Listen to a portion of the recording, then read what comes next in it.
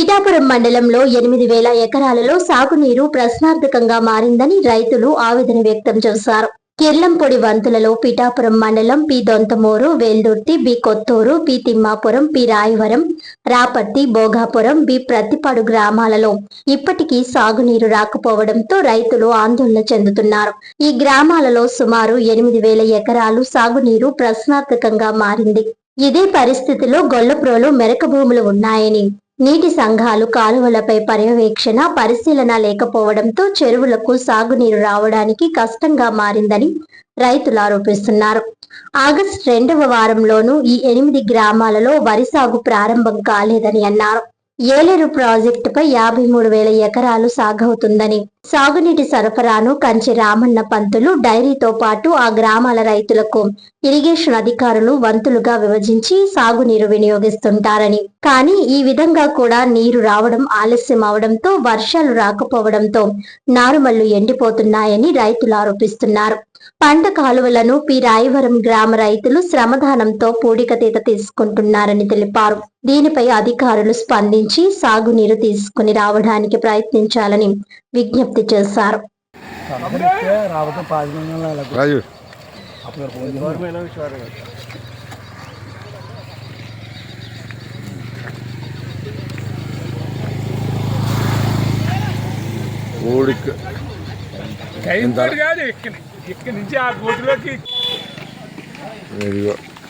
కాలువ తిమ్మాపురం నుంచి మన రాయవరం చెరువులోకి వెళ్ళి కాలువ ఈ పూడికి తీస్తే కానీ మన చెరువులోకి నీరు రాదు.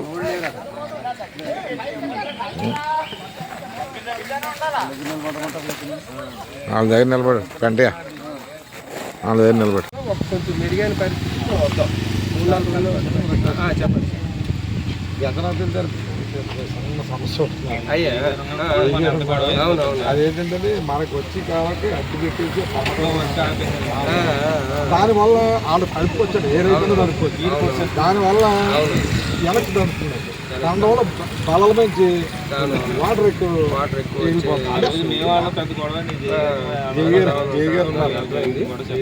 అయితే ఇప్పుడు నాది ఒక చిన్న మనవి. ఇప్పుడు ఏంటంటే ఈ 3-4 రోజులకి ఆ డిస్టర్బెన్స్ మనం పెట్టుకోవద్దు. మన వాటర్ నడుపుకొని ముందు మనం చెరువులోకి నీరు తెచ్చుకొని ముందు మనం వ్యవసాయం స్టార్ట్ చేసుకుందాం. పెద్దలు ఎవరో మీ బోటోళ్ళు ఒక 2-3 వస్తే అక్కడ అవసరమైతే అక్కడ పెద్దలు ఎవరో ఉంటే మాట్లాడి దాన్ని ఏ విధంగా చేయాలో చాలా ఫ్రెండ్లీగా